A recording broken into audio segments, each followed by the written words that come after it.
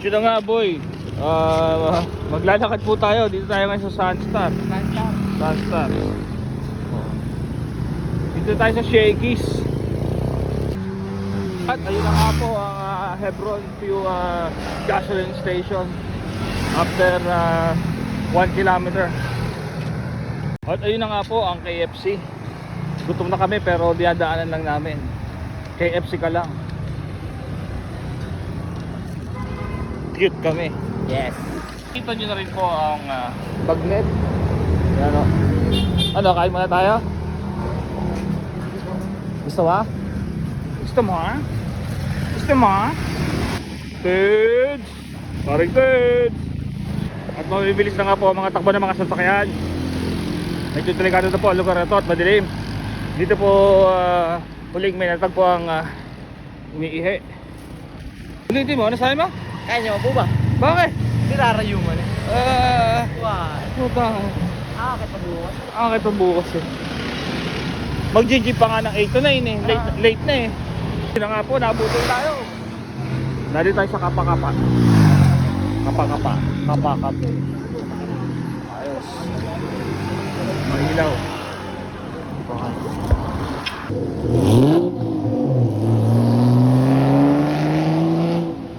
At dito po sa Duhat, sa tapat ng elementary school, may makita nyo ang magandang kainan na ito. Alright?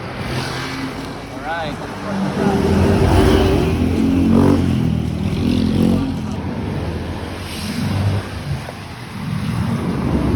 Ito, shortcut. Shortcut ka pero malayo. Shortcut. Long cut. Ito yung ano, sa pwesto ng Chubasil. Ayan. Chubasil. Masarado na. Villa Concepcion, boy. Villa Concepcion. Ay! Lapit na tayo. Ano yung basa dyan? Barangay Bagong Pook. Ayos, talaga. Hindi ako yan. May polis. Hindi ako yan. Hindi ako yan.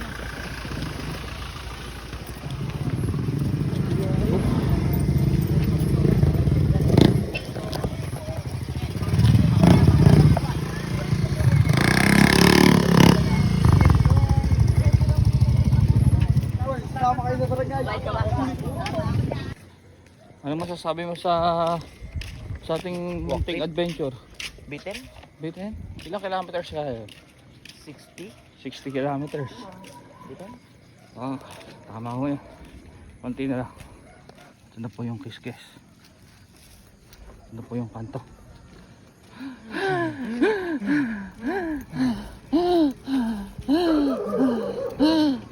Sarado na. Sarado na po ang Bili Ka Muna store. At ngayon po ay alas 10 na ng gabi. Touchdown Rest House.